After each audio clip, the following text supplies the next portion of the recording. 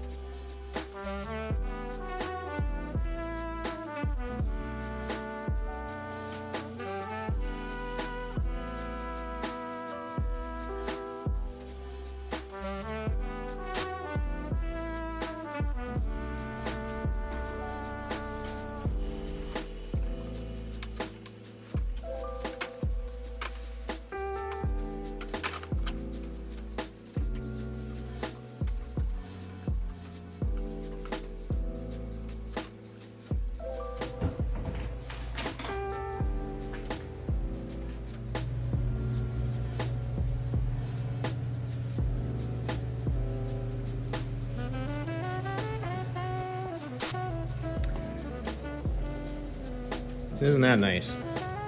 You know, you decide to have all these cars and then you're constantly working on all these cars because you want them to stay nice and you can't leave anything alone, and then it never ends.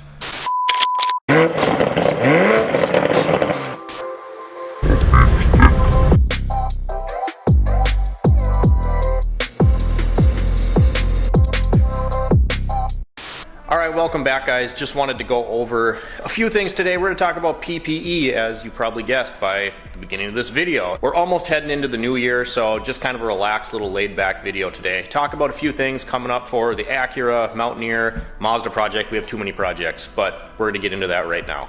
I was wearing these the whole time, I swear. Okay, so yesterday I spent literally the whole day going to the walk-in clinic, and then in the afternoon I had to go to an eye specialist. Then I got to sit there and have them dig a chunk of metal out of my eye with a needle, and honestly wasn't quite as bad as I anticipated. You know, when the guy leaves the room and he says, yeah, I'll be right back, I just got to go get some needles and possibly a drill, you're kind of like, what?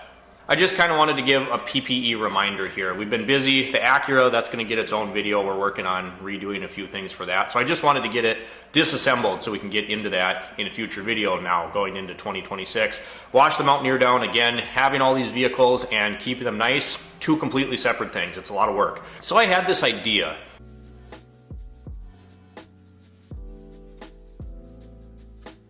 Like a week ago, right? So we put the 33s on the Mountaineer, and there's not really any possible way to carry a spare tire anymore. And I have this problem. You guys, where I don't like to go buy things that I think I could feasibly build myself. I've always been like this. When I was a little kid, I'd get presents and I'd much rather play with duct tape and the box and the packaging than the actual present that's inside. I don't know if you can relate to that. I love building things from scratch, and particularly I like taking things that, you know, might have been scrap metal, junk, whatever, repurposing them. So PPE, obviously we've done videos on this before, very important. This entire project, I was wearing these safety goggles, not glasses, goggles. I was wearing these the whole time. The glasses, I've had stuff go under them. Obviously it's better than nothing, but I specifically went and bought goggles to try to mitigate that and hope that nothing will go under the goggles. And there's some little like anti-fog holes, but they're, you know, they're designed in a way, they're on the back side here. The point is, I don't know how this thing got under the goggles and got to my eyes. So what is the project we were working on? Well, we were trying to hash out a plan to make a spare tire carrier for the Mountaineer. And again, this is kind of like a toxic trait that I have. I'm like, you know, I could buy a weld-in hinge for 130 bucks. No, I can make all this myself. It's just something that I've always thought was kind of a good time, you know, making things from scratch. So I decided I was going to make this latch assembly myself. You can see I used a piece of sheet metal and a couple nuts and a bolt and a spring. Designed that, was pretty proud of that. And this is, you know, it's just like you kind of get off on making stuff yourself. I realized I could easily go buy a latch and that this takes up more time than just going and buying the latch, but I was like, I want to design this whole tire carrier from scratch myself. And this is the problem, is a lot of people would go through and they'd measure everything out. You know, I I just kind of go. I just kind of grab things and I start going. You know, I'll measure as I go and just kind of haphazardly do things and then come back and measure and plan and tweak and assess from there. I've always been that way. So whether it's, you know, taking cardboard or some scrap metal or whatever, and just I want to see it first rather than plan the whole thing out on paper. And then this part I was pretty stoked about as well. I went ahead and I made my own hinge. I was just thinking about it and I was like, I could use a bolt and a few nuts. I'm gonna have to weld the thing up anyway, so I came up with this here, where the nuts are spaced out on the threaded part of this carriage bolt, and then that acts as a hinge that way.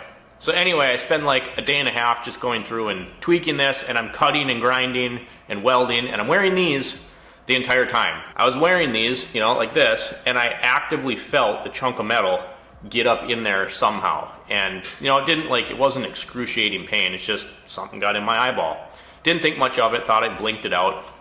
The next night, I go home and I notice that after work, my eye is particularly more irritated. And I'm like, well, I can, you know, feel it kind of moving around in here. Maybe I just still have to blink it out. So I, you know, pulled back my eyelid, did all these things, looked for it. Couldn't find this thing anywhere, flushed it out with water a bunch, and then all of a sudden, I could see this tiny little speck on the colored portion of my eye.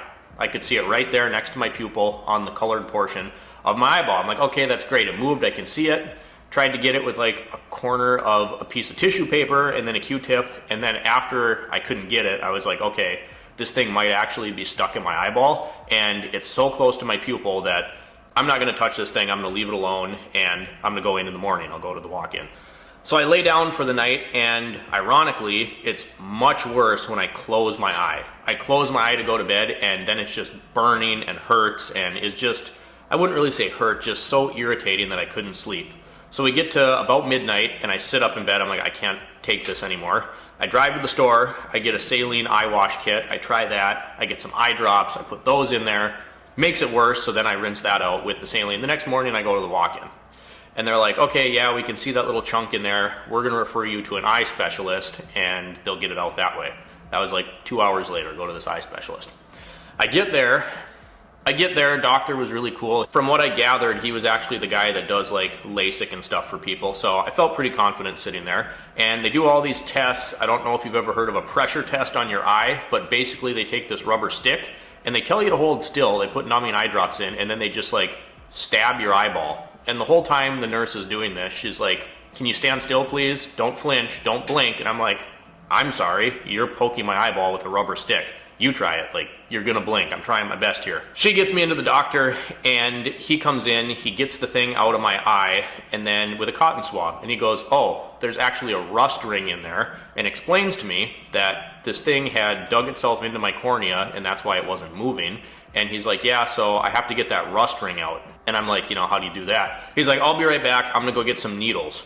Well, I look over on the wall and I look at the sheet that I got from the walk-in and they kind of break down, you know, the possible options here. And I'm reading about this rust ring because your eye is obviously wet. So it's kind of interesting. If that piece of metal sits there, you'll get a ring of rust where the wound on your eyeball is. So on this sheet, it said that one of the things they may have to do is drill into your eye to get the rust out. And so he leaves to go get needles, presumably, and I'm sitting there like, yeah, not real excited about this. Comes back into the room with a needle about yay long, and I kind of must have looked nervous. And he's like, don't worry, I'm just going to use it to like scrape the rust out of there. If we can get it all out, then I don't have to use the drill. Well, you know, thankfully, and again, didn't end up being as bad as I thought it was going to be. He was able to scrape it out. I didn't feel a thing.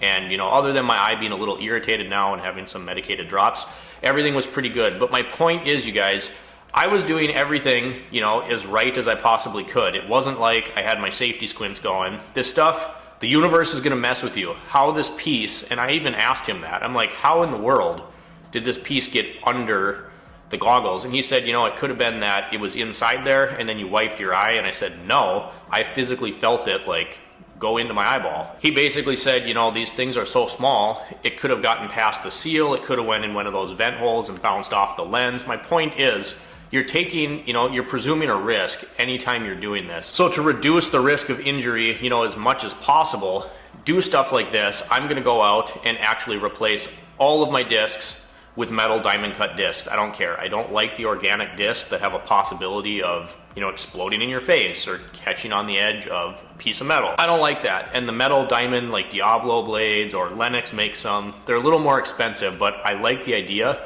that that disc isn't going to explode. And that's, you know, that's not what happened here. It was either a piece of that disc material or a piece of the metal that I was cutting that did this. So I just wanted to say, you know, be careful when you're doing these types of things. Make sure you have your PPE. And then funny enough, even when you feel like, you know, you're doing everything right, these things can still happen. So take care of yourself. And here's the other point that I wanted to make is, you know, you only get one set of eyeballs, and you're not going to be a very good, I don't care if you're an enthusiast or an automotive technician professionally, you're not going to do a good job without your eyes. So don't tough this stuff out. Yeah, I wasted a day and I'm not super excited to see what my medical bill is going to be like. I could have easily just been like, nope, I'm just going to keep trying to blink this out. Or I know guys who have used magnets and got metal out of their eyes that way. And it's like, you read through this, it's very interesting. Like the rust ring in there can cause an infection. It's just, in my mind, yeah, I'm not excited to pay for the bill.